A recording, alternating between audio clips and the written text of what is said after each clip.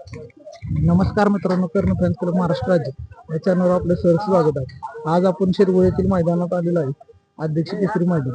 तर आपण आज जाणून घेऊ, आज एक असा सप्त हिंद केसरी हरण्या महाराष्ट्रात असं कोणतं गाव नाही जिथं या नंदीचं नाव नाही. तर आपण आज नंदीचा इतिहास आणि नंदीचं कार्यकाळ हे आपण आज त्यांच्या मालकांकडून जाणून घेऊ. सर्वप्रथम सर आपलं नाव सांगा. माझं नाव हेमंत नामदेव फुले. आपलं गाव कोण? कल्याण द्वारली. आणि बैल माझा आनंदी साहिल प्रतिष्ठान माझ्या मुलाच्या नावाने केलं. हे नाव ठेवणं मग म्हणजे कारण काय? नाव ठेवलं भावनिक नाव ठेवलं. माझा मुलगा हयात नाही, तो वारलेला आहे. ज्या वेळेस तो लहान होता तेव्हापासून आवड, मलाही आवड, माझ्या सासऱ्यांना म्हणजे माझ्या मुलाच्या आज्यालाही आवड. नाना पावशे म्हणून त्यांचं नाव होतं. म्हणजे आम्ही एक असे की त्या आवडीने आम्ही हा शोक करत होतो. आणि त्याच्यातच सासऱ्यांची देवाज्ञा आणि माझ्या साहिलची देवाज्ञा, त्याच्यामुळे आम्ही कुठेतरी एक नाव जागृत ठेवण्यासाठी साहिलच्या नावाने आम्ही बोलवतो. आणि त्याच नावाने त्याच जोशाने तो नंदी माझा आज एवढा पळू राहिला. नंदीचं पळ सांगायचं म्हणाल तर काय सांगाल? पळ कसा आहे? पल म्हणजे त्यांनी जिथून आला तिथून आपली मुंबईची तर मन जिंकली. आणि पहिल्याच मैदानाला मी भारत केसरी मैदान झाला होता वडकीला, पिकअपचा मैदान होता. त्या मैदानाला आलो त्यावेळेस ट्रिपल शिवंद राजा कडावचा त्याच्या जोडीला पैरा होता. एवढा सुंदर पळाला की आम्हाला त्याच वेळेस लोकांची चर्चा झाली की हा बैल घातला तर चांगल्यापैकी पळाला. आणि ते पलवत राहिलो.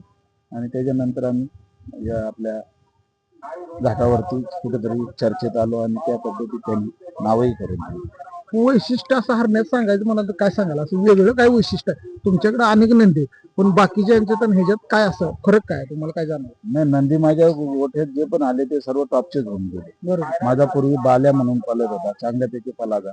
आम्ही जास्तीत जास्त मुंबईवरून जर आलो तर आपल्या वडकीच्या या भागातून फायनल करून जात होतो. त्यावेळेस आम्हाला 3 फेऱ्यांची आवड आणि 3 फेऱ्यांचं फायनल घेतलं. त्याच्यानंतर एक भविष्य म्हणून आला, चांगल्यापैकी मोठा लक्ष त्यावेळेस नामचीन होता, मोठा सोन्या नामचीन होता.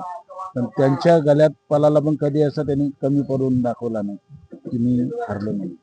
आणि तोही त्यावेळेस चांगला पळाला. त्याच्यानंतर एक चॉकलेट म्हणून आला. आणि आता त्याच्यानंतर हरणे आला, हरणेच्या नंतर जलवा आला, जलवाच्या नंतर आपला गुज्जर आला, गुज्जरच्या नंतर जलवा.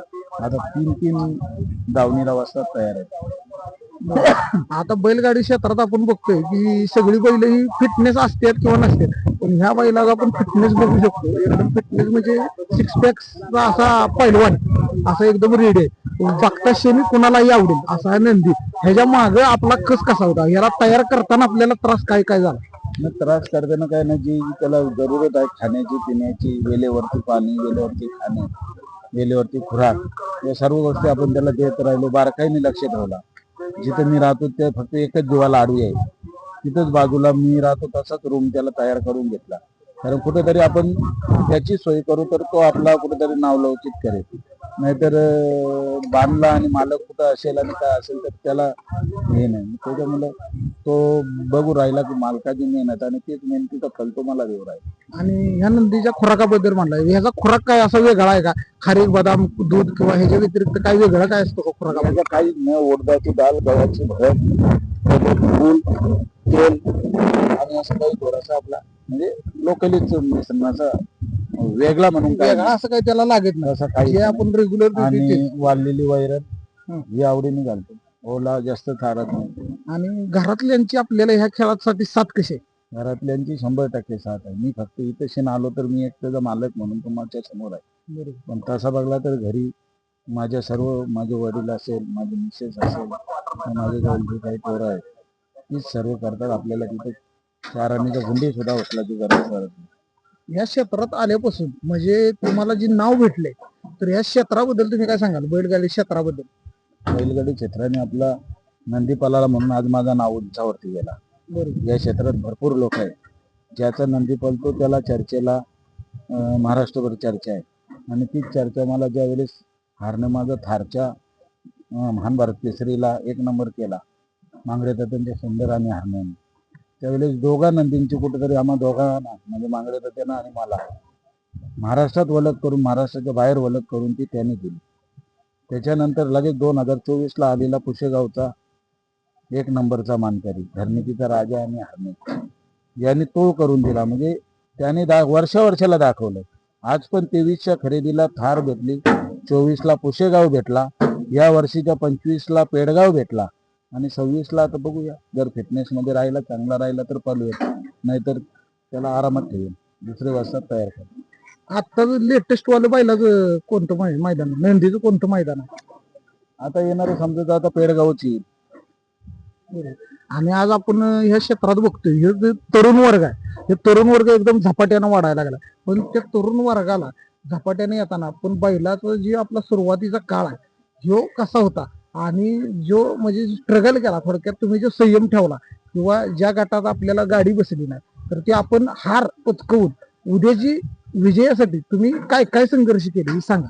हे बघा, आपण जर मैदानात जर प्रत्येक टायमाला जर गुलालात राहिलो तर त्याला एवढी मजा येणार. एखादा सामान्य शेतकऱ्याची गाडी बसली तर त्याच्याही अंगावर गुलाल राहिला तर त्याच्याही परिवारात खुशी, त्याच्या गावात खुशी, त्याच्या भागात खुशी, ही सर्व खुशी हा बैलगाडी क्षेत्राचा केलाच आहे. तुमचा पायरा जर आज चांगला असेल तर तुम्ही आज फायनलला असाल. तुमच्या पायऱ्यात कुठेशी तरी मिसअंडरस्टँडिंग जर झाली तर तुम्ही घरच्या वाटेला असाल. त्याच्यामुळे हा क्षेत्र काही एखाद्या कोणाच्या नावावरती दिलेला नाही. आज तुम्ही बघितलं असेल चांगले चांगले नंदी, 1 नंबर घेणारे नंदी आज गटालाच कुठेतरी प्रॉब्लेम मुलं, सुट्टीच्या बोला, ताज बदलण्याच्या बोला, काहीतरी प्रॉब्लेम आले तेव्हा त्या अडचणीला गेले.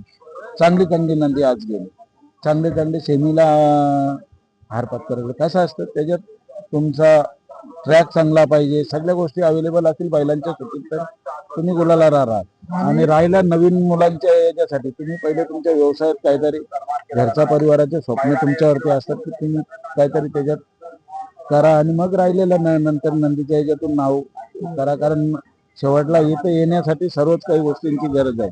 तुम्हाला टेम्पो भाड्यापासून मुलांच्या नाश्त्यांपासून ड्रायव्हर पासून सगळ्यांना सर्व गोष्टी सांभाळायची.